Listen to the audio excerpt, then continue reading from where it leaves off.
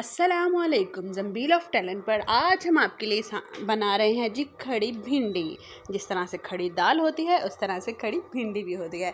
तो वो हम अब आपके सामने जी उसकी रेसिपी बनाने लगे हैं। उसके लिए हमने ले ली है 1 किलो भिंडी, जो हमने नॉर्मल साइज़ में काट ली है। ज़्यादा बारीक नहीं करना है इसको।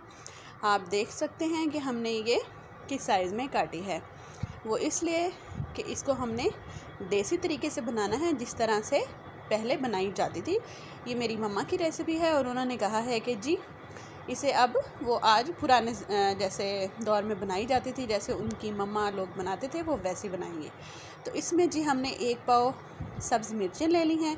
इसको भी हमने नॉर्मल साइज़ में काट लेना है। इसमें जो रेड चिली है वो बहुत ही कम जाएगी। अगर आप इससे भी ज़्यादा हरी मिर्चें ऐड करना चाहते हैं तो आप कर सकते हैं, फिर कोई भी और जो रेड चिली है या कुटी मिर्च है वो आप नहीं डालेंगे। तो जी मेरे पास 1 पाव हरी मिर्चें थी, मैंने इसको बारीक काट लिया है। अब मैंने 3 पाव इसमें प्याज ले लिए हैं, जिसको मैंने स्लाइसिस में काट लिया है। मैंने आपके सामने इसलिए काटा है कि आपको आइडिया हो जाए कि हमने प्याज, हरी मिर्च और भिंडी को किस साइज़ में काटना है।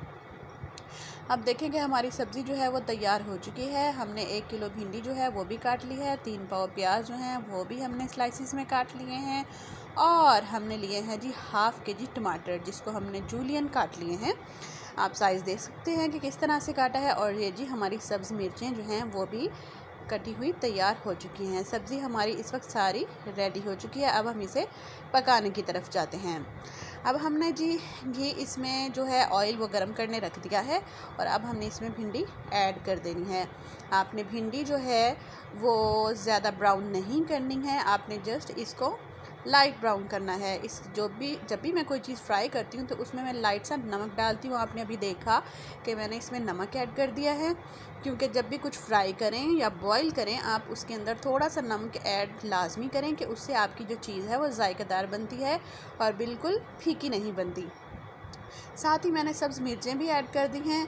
इससे क्या होगा कि वो भी साथ ही साथ फ्राई हो जाएंगी। तो आप देखें कि इसका कितना प्यारा कलर आ रहा है। आपने इसमें ज़्यादा चम्मच नहीं हिलाना, क्योंकि ज़्यादा चम्मच हिलाने से जो भिंडी है वो हमारी जो है वो मिक्स हो जाती है और लेस छोड़ देती है। और दूसरी चीज़ जिसकी वजह से आपकी भिंडी जो है वो लेसदार बनती है कि आप इसके ऊपर ढक्कन मत दें। दूसरा, आपने इसमें चम्मच नहीं हिलाना। ये 2 बातें आपने भिंडी पकाते हुए लाजमी याद रखनी है। ये देखें कि ये लाइट ब्राउन कलर आ चुका है और जो सब्ज़ मिर्चें हैं वो भी अच्छे से फ्राई हो चुकी हैं। अब हमने भिंडी को जो है वो निकाल लेना है इस घी से और इसी घी के अंदर हमने बाकी मसाला तैयार करना है। अब ये जो घी बाकी बच गया था इसके अंदर मैंने ये प्याज जो थे हमारे स्लाइसिस वो डाल दिए हैं। प्याज़ों को भी हमने मिक्स नहीं करना, हमने इसको साबुत रहने देना है। हमने इसको हल्का सा सोते करना है। इसके अंदर हमने अदरक लहसुन का पेस्ट जो है वो 1 बड़ी चम्मच भरकर मैंने डाल दिया है और इसको मैंने अब करना है हल्का सा फ्राई। उसके बाद मैंने इसके अंदर डाल देने हैं जी जो हमारे ½ kg टमाटर जूलियन कटे हुए हैं, हमने वो डाल देना है। हमने इस सब्ज़ी में कुछ भी मिक्स नहीं करना, उसका मसाला नहीं बनाना। हमने हर चीज़ को इसमें साबुत और कलरफुल रखना है। तो जी अब ये प्याज जो हैं वो और टमाटर हमारे जो हैं साथ साथ फ्राई होंगे। हमने इसे बहुत ज़्यादा फ्राई नहीं करना, इसे साबुत रखना है, बस हमने सोते करना है।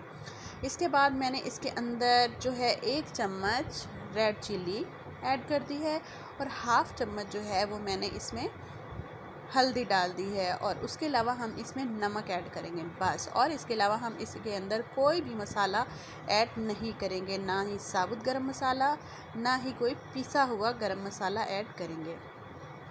बस इसके बाद हमने इसको थोड़ा सा फ्राई करना है। एक बात याद रखिएगा, हमने इसमें पानी ऐड नहीं करना, बस हमने इसको थोड़ा सा फ्राई किया है कि जो हमारा नमक मिर्च है ये थोड़ा सा भून जाए। उसके बाद हमने जो फ्राई हमारी भिंडी है उसको इसमें ऐड कर देना है।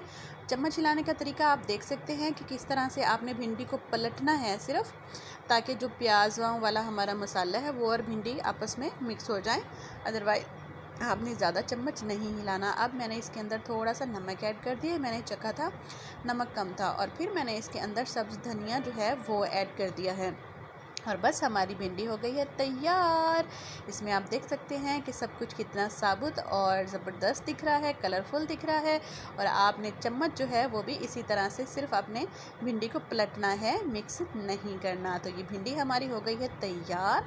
साथ हमने जी प्याज काट लिए हैं सलाद में, और जब आप खाने लगें उस वक्त आप इसके ऊपर जो है वो लेमन ज़रूर छिड़कें, उससे इसका जो टेस्ट होगा वो दुबाला हो जाएगा। हमारे चैनल को सब्सक्राइब करना मत भूलिएगा, हमारी वीडियो को भी लाइक कर दें। Thanks for watching. अल्लाह हाफिज़।